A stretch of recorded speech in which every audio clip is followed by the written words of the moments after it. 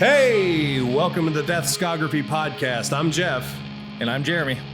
And this is episode 11.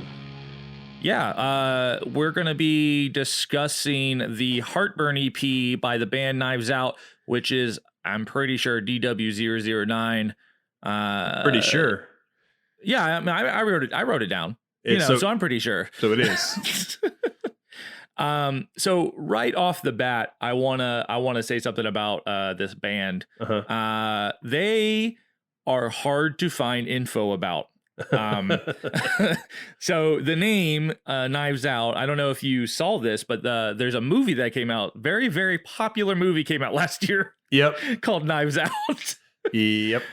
First off, it's an amazing movie. I think it was my second favorite of the year. I really enjoyed it, but like, holy shit, it's like so much was talking about that. And then I was like, okay, I'll limit it to Knives Out band. I'll try to do that. Turns out there's another Knives Out, but this one had an exclamation point, so I understand. I get that. But like, and they're like a metal band. I think they have a member of like Hell Yeah in that band. Oh no. Yeah, I don't know. So I was like, shit. Okay. I got it. Knives Out hardcore. Yeah. There we go.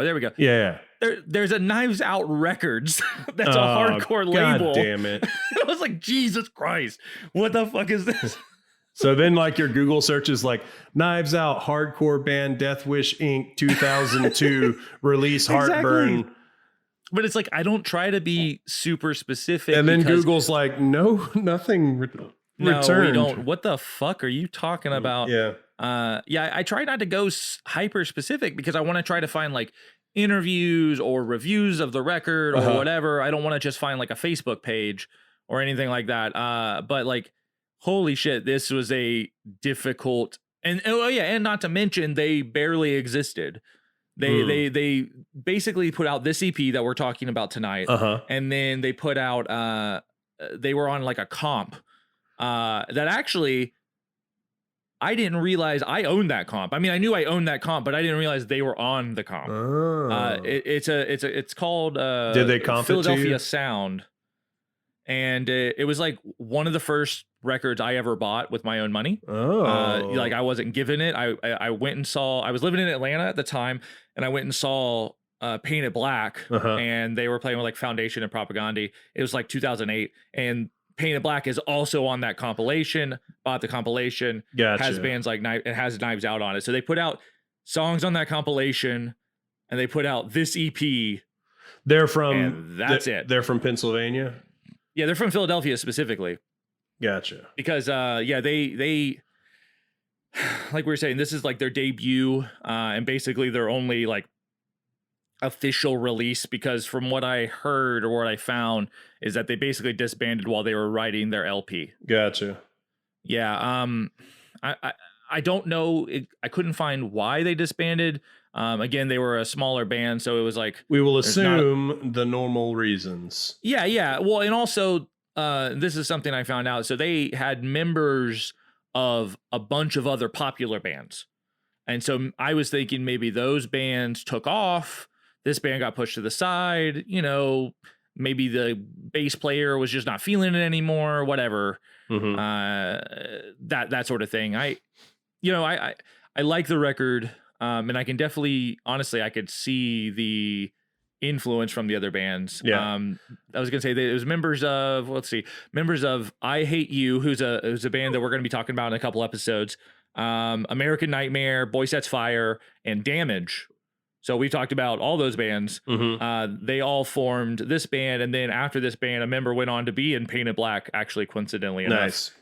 He's still in. I really like this record. Yeah, it really hit the spot for me. It made me think of early Banner stuff, like which is about probably a little bit after this, the Banner stuff that I'm thinking of, like Each Breath Haunted. This record reminded me of that guitar wise. Yeah. This is a couple years before that. Yeah. Because there's like this, like, on a lot of the songs, there is this like guitar lead. That's not like, it's not like a shredder lead, but it's like this guitar line that's in there. That's like higher up. And so it makes it very frantic. It makes the music sound frantic, and it also makes it sound like it makes me feel, it feels like a horror. I got the same vibes. I actually wrote down here in my notes that it like they were spooky sounding. Yeah, they were like, yes. Yeah, they had that horror vibe that like the dedication has or the banner has, you know, like early, or at least early the banner. Cloak and Dagger, like exactly. It's like it's like this is the music that someone would be chased to. Absolutely. I'm right there with you. Yeah, totally. That's what I felt. I liked it a lot. For me, it was a return to that stuff that I love so much about, you know, hardcore punk or blackened hardcore punk or whatever. You know, that style, you know what I'm talking about. But like, it was a welcome return to that because I've never heard this band, I've never heard of this band. So it was just like sick that there's a record out there that I actually hadn't heard that was like this. You know, I'm there with you. I didn't get the banner connection at first, but now that you're saying it out loud, like absolutely, it's really just that guitar that makes me think of the banner. Well, no, I get what you mean, and like what I wrote down is that they reminded me of the dedication, but because of the same things you were just saying, right? Like the kind of spooky guitar leads and the ferocity and the behind it. I also thought that their vocalist kind of sounded like the dedication's vocalist, like kind of that higher pitch stuff. And actually, I wanted to share this. I found one review that said, quote, "The vocalist has a voice sounding a little like a grizzly cub caught in a snare trap while fighting a hammerhead shark," end quote. Oh man, the early 2000s were so cool. I mean, that's a great, yeah. It honestly, it put me right back to that time period when people wrote shit like that. Yep. And they were like, this is original. No, I'm not trying to make fun of that. I don't even know the person who wrote it, but yeah. But honestly, it definitely is that higher pitched kind of ferocity to it. Yeah. For me, the vocalist sounded like the screamer from Atreyu, which I assume is because the drummer sings. Drummer sings, yeah. But it's like the standalone vocalist from Atreyu, specifically on that record, The Curse. Like it was like slightly higher pitched, but still low. I don't know. It's like a mid-range scream. It made me. I thought of that music video where they're in like Las Vegas or whatever. Oh, God, I haven't thought about that band in a long time. They put shit out through Victory, which is so weird because we've been talking about Victory a little bit, like because they were a hardcore label early on, and then they found success right around the time period that this stuff was coming out with like bands like fucking Taking Back Sunday and shit. Not that like they're, you know what I'm saying? It's just it's funny to see how labels transition. Oh yeah. And then now Victory got sold for like $1 billion. $1 million billion? $1 billion. Yeah. I don't know if it's a big number. But yeah, back to the record. I wanted to see what you thought about this. I thought that the opening song, like the very opening intro, actually reminds me of a less heavy Dying Whale.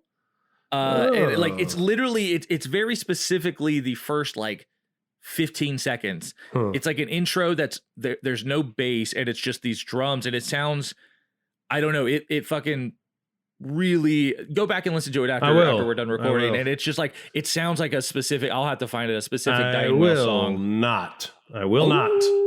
And for those of you who don't know, Dying Whale is a fantastic band. Yeah, they're great. You should listen to them. But so I let me see. This record is pretty short. Yep, it's like 10 minutes. It's like just under. It's like 6 songs, all really short stuff. It's good. It's never also like looking at the set at the track list. Like I don't know, like this sounds silly, but like the titles catch me. Like it's like the titles of the songs. I'm like, that shit I want to listen to.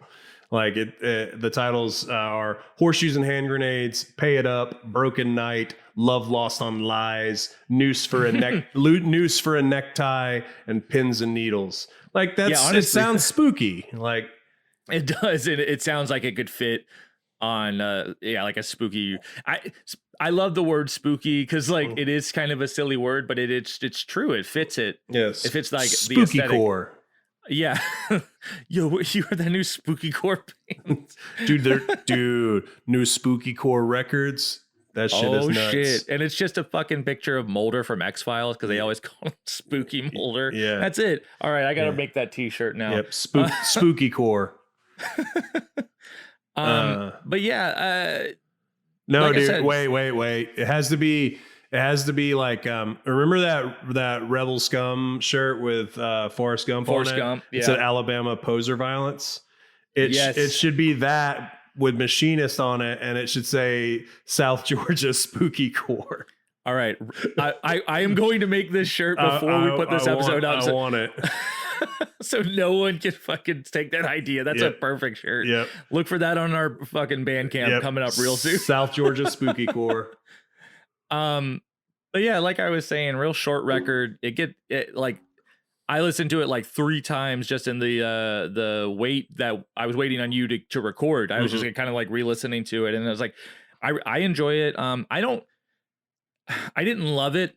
No particular reason. I liked the record, but like nothing like everything we're talking about is all true. And what I mean by that is like, it's not super memorable for me. Right. I enjoy it while I was listening to it, and I couldn't pick out anything like bad about it. I think the production's good for what it is. Yeah. Honestly, compared to I had to go back and listen to the dedication just to be like, is this what I really think it is? And it's like the production compared to the dedications record is like so much better. Oh, it's it's great.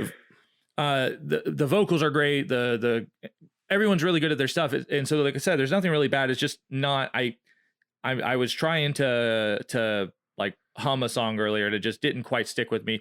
Not that that's necessarily a bad thing. I just wanted to, share my opinion about that. Right. But actually speaking of the production side of this record, it was recorded by or produced by Nick Rotundo, who also produced bands like Boy Sets Fire and I Hate You and None More Black. So like members of this band's other bands had recorded with him previously. So it makes sense.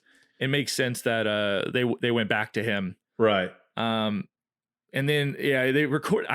So it was recorded at his studio, Clay Creek Recording in Delaware. And I was like, holy shit, this band from Philadelphia went to Delaware to record. And then I remember the Delaware is like right there. Yeah. we always like drive through Delaware on our tours because we always play like Virginia Beach and then Philadelphia. Yeah. And you just drive through Delaware and you're like, wow, here's Delaware. Yep. Not to offend any Delawareans. I don't know how you say it. Dude, why are why are they Michiganders? I found that out. I mean, I don't know. Probably people make fun of Floridians and Georgians. I don't know. But yeah, Michiganders is fucking weird. Delawanders. Delawanders. Delawanders. Delawanders. All right. Yeah. So, it's where Ned Flanders is from. Delawander? Yeah, of course. No, Ned Flanders from Delawanders. Okay, there's another shirt. All right, let's just keep writing these down. Yep. So the artwork, I wanted to move on to the artwork. Yeah. So first thoughts of this artwork. Give me a fucking boring. It's generic. Yeah, and I like I was saying, I don't think it's bad artwork. I don't look at it and go, well, that's shit. It's a skyline. It's the skyline of Philadelphia. It's like a cutout. Like it's a gray background with a black cutout of or silhouette of Philadelphia, and there's their logo, and that's it. Yeah, I don't understand. Where I know that you, not to steal your thunder, but you reached out to Paint It Black to try to try to get that information, and and they responded and they said the logo guy was made by Jeremy Dean. And I don't know what they're talking about when they say logo guy. I think it was that he was saying the logo was made, the logo guy was the logo, like, yeah, it was Jeremy. Yeah, exactly. Okay. Like it was like a weird, you get what I'm saying? It's Jeremy Dean did the logo. Because I looked at that stupid logo for a good 2 minutes and I was like, like, where's the guy? I was like, there's no guy here. Yeah, the actual artwork was done by Nick Pacetta, who was also in the band I Hate You, which makes sense. You know, all these connections, like members of that band are in this band. But was there a when they say the logo guy, do they mean the person who typed that font out? Listen, it wasn't as easy to just type a font out back then. He had to create that font, maybe.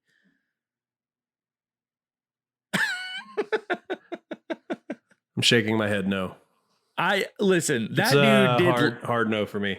Jeremy Dean ended up doing layout work for like Kid Dynamite and Painted Black and Strike Anywhere, and I've looked at that stuff and it looks fucking incredible. Well, you know, he knows what he's doing. You can't fucking win them all, man. This is his first one. I'm Jeremy. I'm sorry. I'm not trying. He went on to do all the logo work for his dad's sausage company. Oh, Jesus Christ. Jimmy Dean's sausage. No, Jesus Christ sausage. Jesus Christ sausage. And I did. I did want to say in that one review I found of this record, described the artwork as, quote, beautifully ominous. And I was like, I feel like he was just reaching for something to say. I mean, I don't know. It's a city in the dark. It is somewhat ominous. Is it? It is Philadelphia. I Whoa, mean, you know, like, what is that? Is that a hot take? What? No, it's beautiful. What are you trying to say about Philadelphia? That it's beautiful. That's not how it sounded.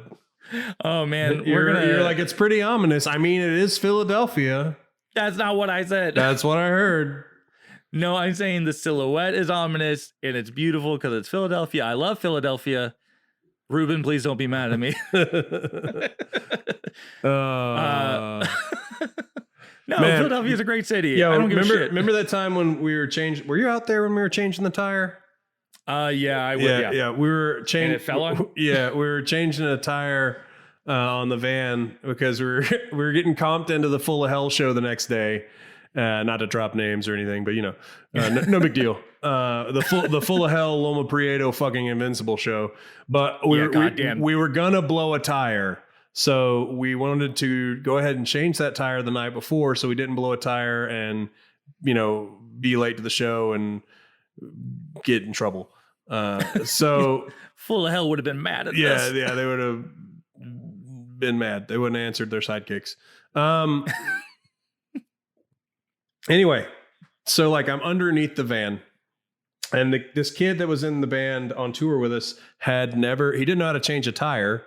Which He'd also never seen a basement before that tour. Yeah, he was really excited about basements. Yeah, not Basement the band, but Basements the Spaces. Anyway, I don't know. He was a special kind of person. Anyway, like, so he's helping me change this tire because he wants to learn. And I'm like, okay, sure. Absolutely. Yeah, I would love to teach you. I'll be your dad.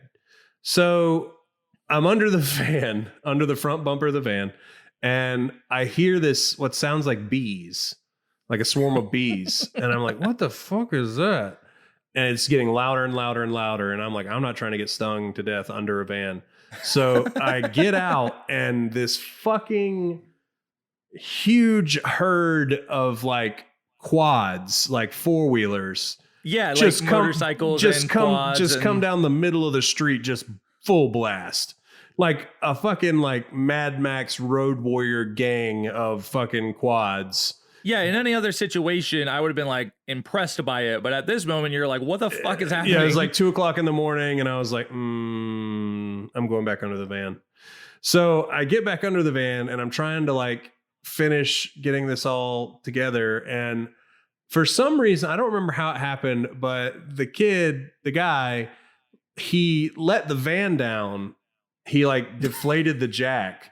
And I was like, on my side under it. So you were sideways. Yes. Yeah. So it literally like whooshed all the air out of my fucking lungs and it just like squished me kind of. It like slowly sat down on me. And so like I couldn't say anything because I didn't have any air in my lungs. So like my hand just like shot out from under the van and I just started like slapping the ground and like grabbing everybody's ankles like super violently. And they were like, what the fuck? Oh, fuck. And they were like trying to like fucking jack the van back up. I don't know if I still don't know if he knows how to change a tire. I'm going to say probably not. I'm just going to go out on a limb that he doesn't know how to. Yeah. God damn, I forgot about that story. That's so good. Because that ain't how you do it. That ain't how you do it. You don't crush your friend no underneath it. No, but we did make it to the show and fucking Invincible, Full of Hell, Loma and Prieta, and Full of Hell were all amazing. Goddamn. That was in. Incredible. Wasn't that in Richmond?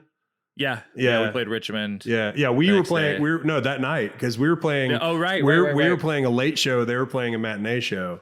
Yeah, we went. That's right. And then we went and played that weird circus themed. Yeah, with the baby dolls hanging from the. Yeah, that was weird. That was very strange. Fuck. Wonderland, is it called Wonderland? Yes, that is actually. Yep. All right. Well, this record was all right. That's right. I mean, not a lot to talk about. Like when we talked about The Promise, it's like it's done. Legit like, though, 10 minutes. Legit though, like I really liked it, and I will be going back to listen to it again and seeking out more music by this band. Which I guess there's like a song on. I was gonna say there's two more songs. Yeah, so that's it. Check this out. But I'll probably check out some of the other bands that these people were in.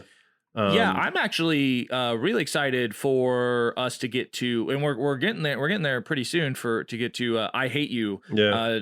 Deathwish did their like a discography record for them, so that's cool. gonna be a long one. But Thanks. I like this record. Thanks. I hate it already. Well, they hate you, so good. That's fine. All right. Well, let's move on to what we have been listening to. I'm sure if you know who this is, you heard this, but Jeff Rosenstock, surprise released a brand new record. He did this with his last record. Yeah, I was gonna say, isn't this a thing he does now? Well, yeah, I mean, before that he hadn't. He did it more traditional stuff, but like he owns his own record label, and like they just put everything out for free. And then they partner with other labels to do it for vinyl, but they do all the digital stuff for free through his own stuff. So they surprise released it. It's called No Dream. If you like Jeff Rosenstock, I think this record's fantastic. I actually like it better than his last one. Even the last one was pretty good. It's definitely more in line with his older stuff as far as quality. Really good stuff. And then right before we were recording this podcast, I don't know if you heard this. Trash Talk put out a brand new single. What? Yep, it's called Something Wicked. They're going to be putting, I'm not sure if it's an LP or an coming EP. out on Psychopathic Records. It's funny you say that. I would not be surprised. Well, they're signed to like Odd Future or something. Yeah. No, but like the guy who produced the record, who I only know, his name is Kenny Beats. Do you know who I'm talking about? He's a hip hop producer. Like that's what he's not a rock producer or punk producer at all. He literally is a hip hop producer. They're on fucking Odd Future, which is a hip hop label. But I thought the single sounded really good. I'm excited to hear it. Yeah, it's cool. Because apparently, man, time flies by so fast. Their last full length was like 6 years ago. That Eyes and Nines? Is that? No, it was No Peace. And then they put out an EP a couple years ago, but so this will be their first release in like 5 years, something like that. I wanted to tell a story about them real quick. I saw them. I've only seen them once. And I saw them like 2 years ago. They played in Gainesville, where I live, at the Atlantic, and the Atlantic is a tiny venue. And as you can attest, Jeff, the live videos of Trash Talk, they're playing to so many people. And it's not just like people standing and staring like, oh, we're waiting for the next band. These people are actively like involved, and I was like, oh shit, this is going to be a packed show. Yeah. I'm going to fucking die. This is going to be great. I love Trash Talk. I can't wait. I'm talking maybe fucking 30 people. That's so insane. It was crazy. So I saw Trash Talk with like 30 people. Not even, I mean, that has to be like a quarter capacity of that room, because it's a small room. Yeah. But like, it was nothing. It was really sad. But they killed it. Yeah. Still didn't matter. One of my favorite moments was, doesn't that happen a lot with like bigger, I feel like that's the story in Gainesville with bigger hardcore bands. So yeah, hardcore does not play well in Gainesville. Like you're probably thinking of when I went and saw Power Trip. Yes. There, and it was the same kind of deal, man. It was like, I was like super stoked to see them, was planning on like stage diving for the first time, and blah, blah, blah, blah. And last time. Yeah, I was going to do it once, and it was going to be during Power Trip, and that's it. No, it was literally like fucking Seppuku, like this is how I go out. But yeah, no, like Gainesville doesn't like hardcore, and not either of those bands are traditional hardcore bands, but like they definitely are more traditional hardcore than a lot of the bands. So like punk bands do huge in Gainesville, and like metal bands in the sense of like I don't know, like fuck, I'm blanking. Like stoner and doom stuff does well. Yeah, exactly. Like, but like hardcore doesn't. So Saul's Trash Talk to an empty room, and it was really sad. But like I said, killer show. Super stoked on this new single. Super stoked on a new record. Maybe they'll tour through Florida, and I'll go to like Jacksonville to see them. Or something. I would love to see that band. I've still never seen them. They were definitely like an early influence on the early Machinist records. Like, oh, absolutely. Like them and Ceremony were like big. Yeah. But that's cool, man. I'm going to listen to that as soon as we get done. Today actually. Andy the Doorbum released a brand new record. Oh shit! Completely made up of covers of friends of his. So not famous, or not like huge bands, like covers of friends of his, including like Big Business, the Emotron, like Chesky, like. It's really cool. So I've been listening to that some today, and also I was told to listen to a record by friend of the pod Jesse Brady from Let's Rate Absolutely Everything fame.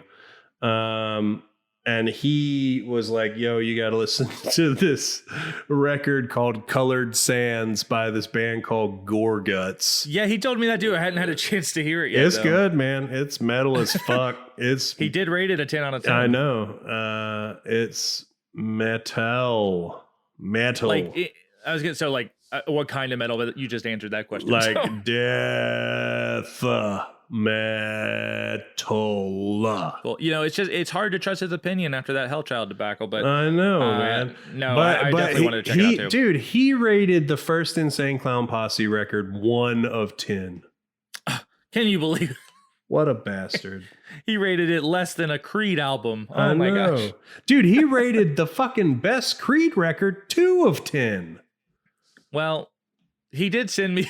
So I all I had heard of Creed was like the radio hits. Yeah, exactly. And so he sent me this one song off of Weathered. Me too. And I was like, this sounds like a fucking metalcore song. Yep. Like, it's so weird. I was like, and then he starts singing. You're like, oh, it's Creed. But yeah, literally, like while I was listening to it, I was like, dang, this isn't so bad. Oh, it got bad.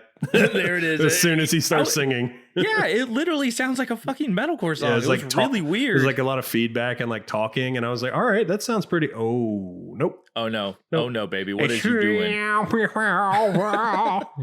Hey man, they're not quite hometown heroes, but close to. Bro, I saw that band for fucking Tallahassee, Florida. Bro, I saw that band for free playing acoustic sets at Peppermint Music and CD in Thomasville, Georgia. And I also saw them for 4 canned goods at an event at Thomas College called Day on the Green. Oh, Creed. 4 canned goods. That's what they're worth, and that's fine. Yeah, never were they worth more. Okay, well, that about wraps everything up. Next episode, shit, I'm excited for this. We are going to be talking about the album Step Inside My Death Ray, which is the LP full length from Jesus Eater. Yeah, Jesus Eater. Back, is this the first? No, Hellchild, I guess, is the first repeat band on the. Yep, but this is they're definitely. This is actually also second to Hellchild in terms of LPs that we're listening to. Uh-huh. So I'm excited about it. I really like that band. That will be a fun episode. But yeah, all right. Well, you can find the podcast on Twitter and at Deathscography. You can find us on Instagram and Facebook at DeathscographyPod. You can email us at deathscographypod@gmail.com. You can find us on all major podcast platforms, wherever you're listening to this. Please rate, review, share with your friends. The only way unless you didn't like it, keep that shit to yourself. Then keep that. Yeah, then don't say anything. But we're working on some bigger things. We're trying to get some cool special guests or co-hosts. And we've been tossing around a bunch of merch ideas. I know we keep talking about that, but I promise we will be showing some of that stuff somewhat The in the future. the Deathscography bod 12-month calendar is happening. That's all I'm saying. It's gonna happen. It's fucking happening. That's it. I want it to be purchasable for Christmas gifts. So hopefully like October, November, it'll be purchasable. Keep an eye out for keep an eye out for that. Yeah, so you can find me on Twitter and Instagram at Iron Raygun. You can find me on Instagram at Despite Jeff, and on Twitter at Car Bomb Sermon. I have not checked it in over a week. That's fine. Everything's fine. I told you. Everything's fine here. How are you? I told you I would very quickly abandon this Twitter handle as well. So that's fine. You'll start another one. It'll be all good. Yep. All right. Well, that wraps up everything. Thanks for listening.